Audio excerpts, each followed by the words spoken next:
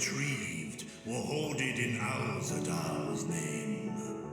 A fortune I set aside for a future day of need. And lo, that day hath come. May it aid our wounded city in reclaiming its vibrancy and vigor. In better times, I would leave such a task to our capable Ahawan. God's rest his soul. Finding myself bereft of his counsel in the here and now, I will assume the responsibilities of mine office directly. Firstly, the treasure shall be sold for more convenient currency. Thence, invested into the trading port of Yedlamad. Our merchants must have their operations restored, their ships rebuilt. Commerce must flow once more. None were spared the tragedy of the final days. Of this I am well aware. But an absence was created by the loss of Karazal's consortium. And by filling it, we provide new means for our fishermen, our artisans, and others to bring their wares to distant markets.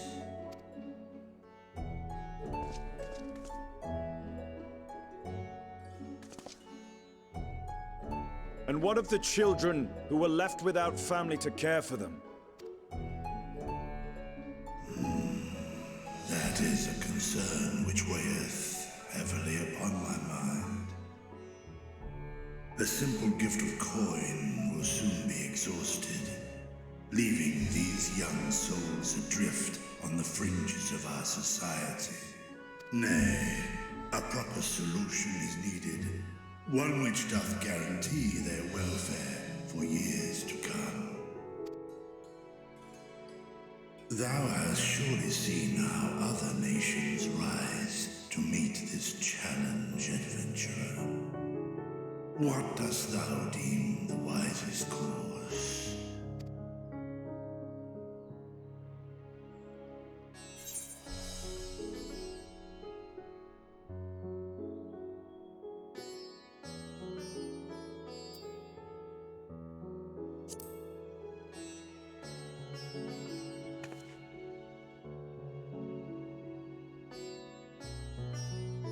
Of course, we must all look out for one another. Let us put this idea into practice.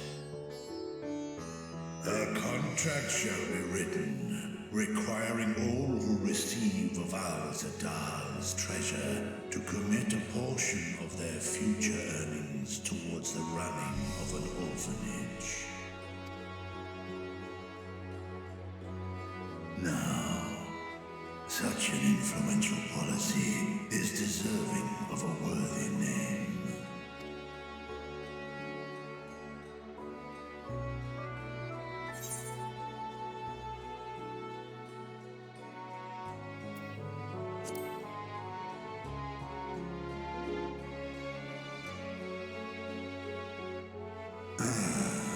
A fitting candidate.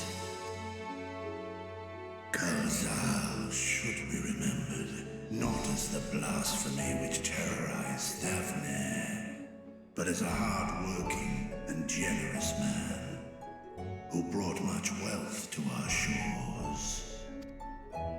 Do any among you object to this proposition? Many here lost loved ones to the beasts. In that time of strife, any one of us could have broken. Any one of us may have been taken by despair. When I think of Kalzal, I feel no hatred. Only a stinging regret that we could not save him as well. Isn't that right, men?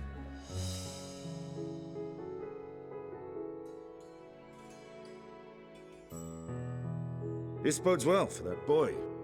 Mirad, was it? Perhaps he can cut ties with that shady peddler.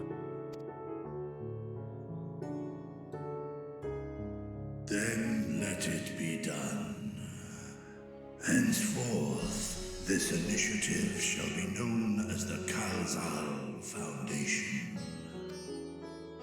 Nabdeen, thou art to assemble a patrol and ensure that no child in this city liveth in squalor.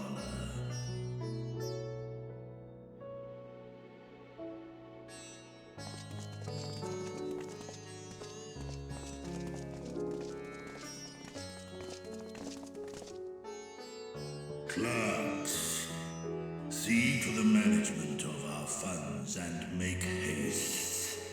Our citizens must not suffer a day more than is necessary.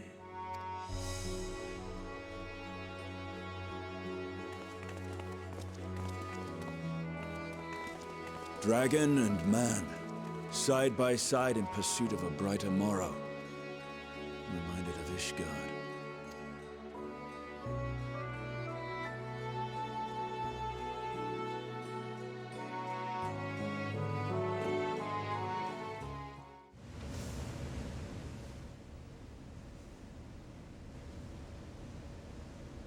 Right, here we all are.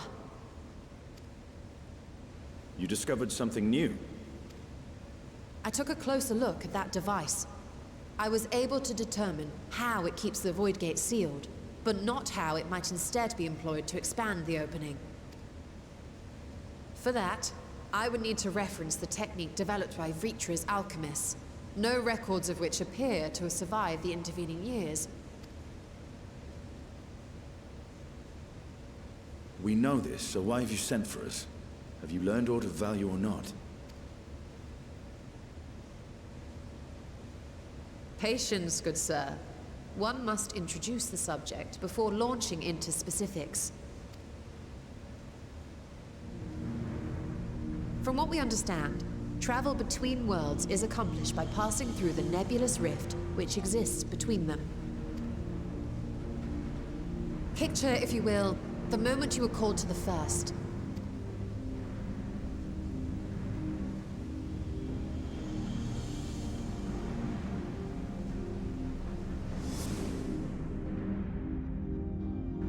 You touched a focus of some kind to help the Exarch pinpoint your location. His summoning spell then channeled the energies of the Crystal Tower to begin your journey to his world.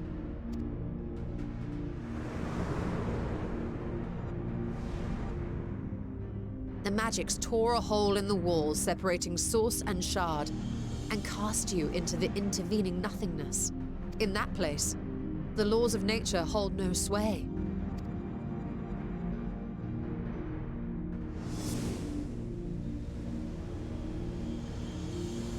Yet even through this realm of temporal and spatial instability, you were borne safely to your destination in the first. The feat that guided you across such an unimaginable distance, both physical and metaphorical, was nothing short of a miracle.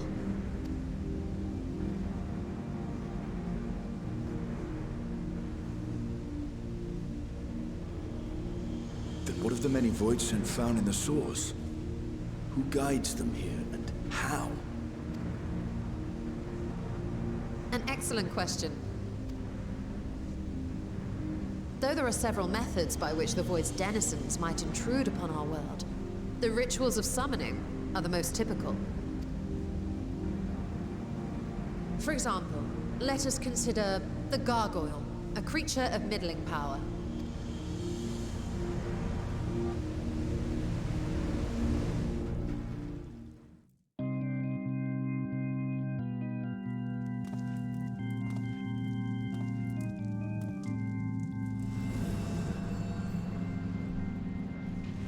To call upon such an entity, the prospective summoner must force open a void gate.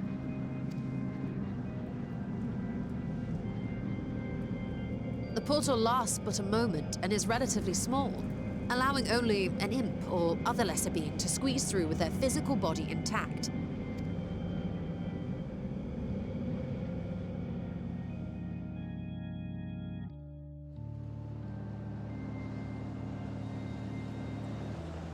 Our more powerful gargoyle, however, is too large for that. Creating a gate big enough for him would require vast amounts of energy, far beyond the reserves of any one mortal practitioner.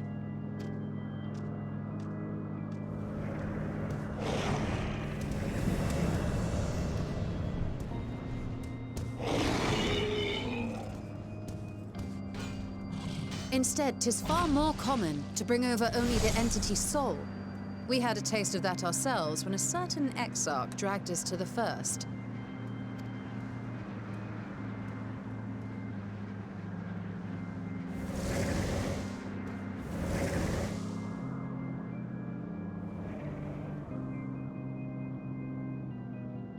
And just as our bodies remained in our world, the Void Sense physical form is left behind in the 13th.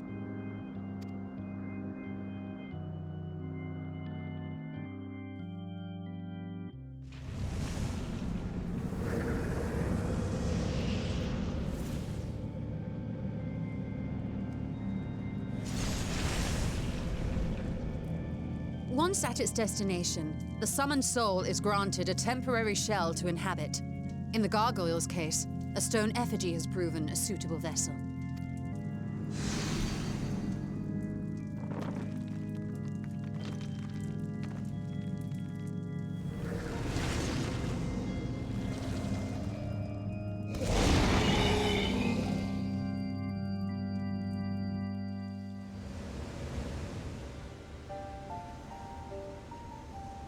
Wait. You said that Voidsent must be called here deliberately by someone in the source, reeled in like a fisherman with his catch. Exactly. For a being to navigate the chaos of the rift, with or without form, there must needs be a guiding agent on the other side.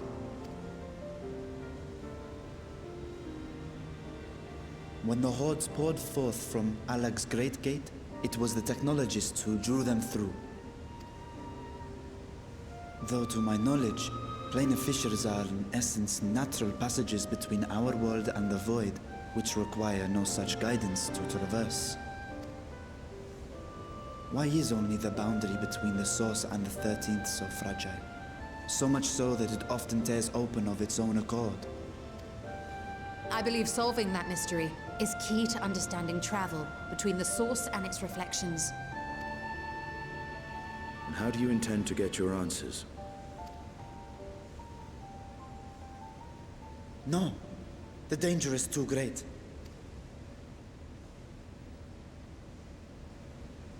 Perhaps. But what some call danger, others think of as adventure. Were you not listening to my tale? Never mind that the means to expand the gate has been lost to the ages. Even could you force the portal wide enough, you would be greeted by an army of murderous horrors the very instant you step through. I assure you I was most attentive, and I agree that to go alone would be certain death.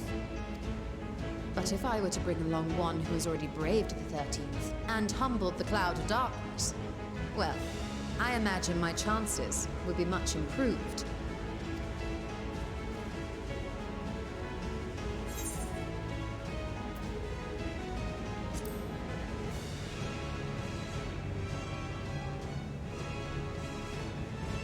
I had a feeling you might say that.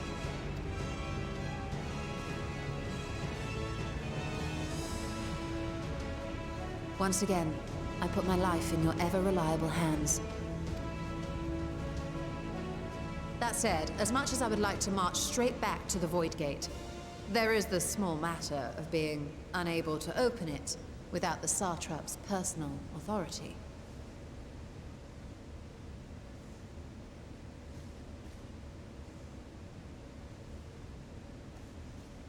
As I've said before, I will grant you and yours any boon you choose to name, provided it does not endanger my people. You have my word that we will take every precaution. Not a single Void Scent will be allowed to threaten Radzat-Han, assuming we manage to expand the portal in the first place. You have a plan. Actually, I had hoped you might help us with that. I presume the alchemists you retained supplied you with some explanation of their methodology. That they did. House Daemir was overseeing the project. Daemir. Ah, yes. The family associated with the Great Work.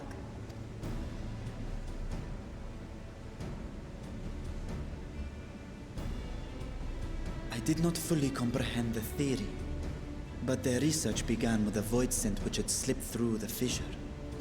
After a thorough examination, they created an arcane simulacrum possessed of similar qualities. A man-made void scent, if you will. It was apparently indispensable in their efforts to enlarge the gate. A man-made void scent.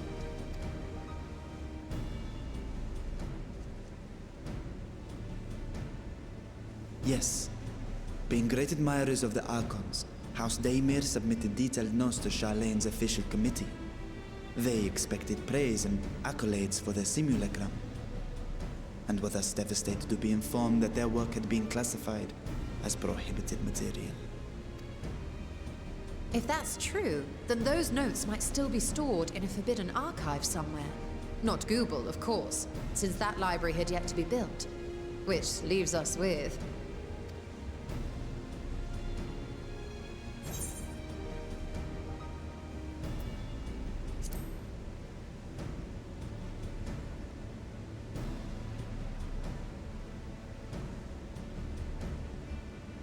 Indeed. Numenon's restricted stacks may very well hold a copy. In which case, I say we head directly to Charlene.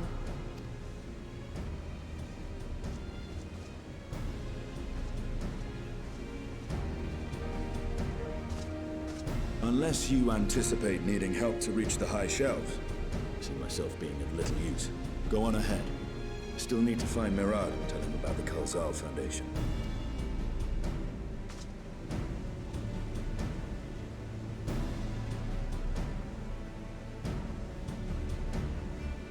Let us be on our way as well.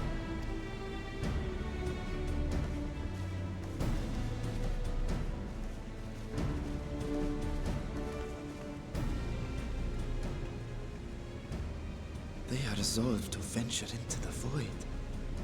Do I sit idly by?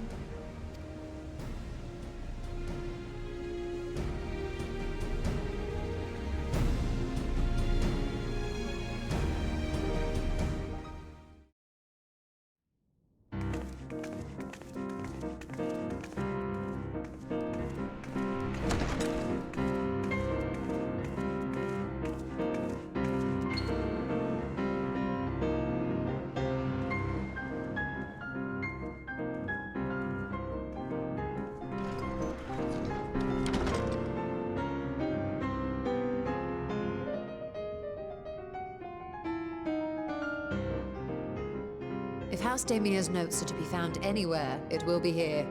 Let us begin.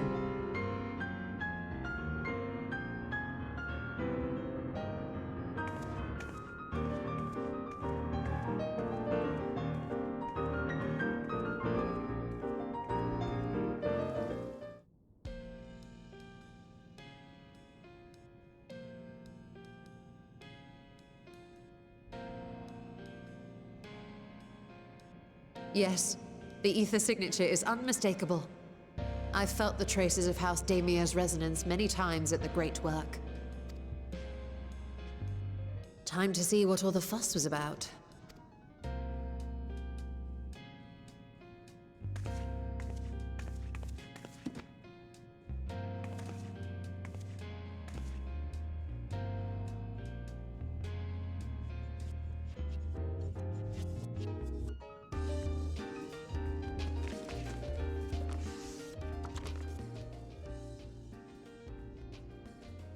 Among the ranks of the Voidsent, there exist entities with the power to call forth their brethren from beyond.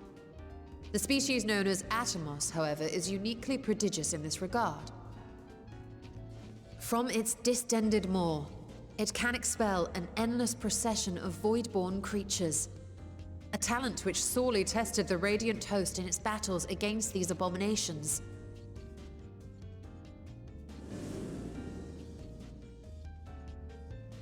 Surmising that the entity itself was acting as a void gate, we endeavored to capture a small specimen and subsequently examine its physiological structure. Our findings revealed that the Atomos had absorbed a planar fissure into its own flesh, which it could expand at will into a functioning gate.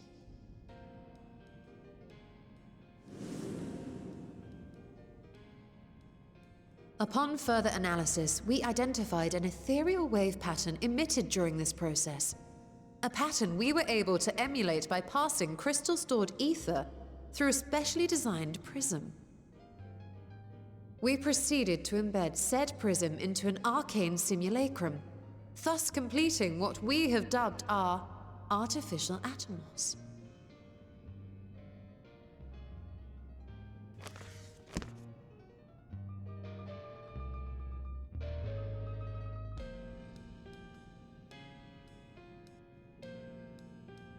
How could I have been so blind to the possibilities?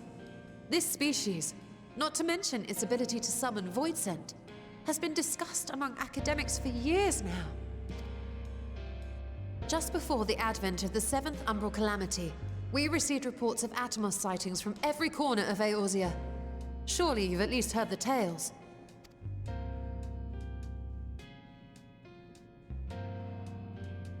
And still, House Daemir went and built a mock Atomos of their very own. I'm not surprised the Archons consigned their work to a restricted archive. It was no easy task, but at last we've unearthed the volume we've been searching for.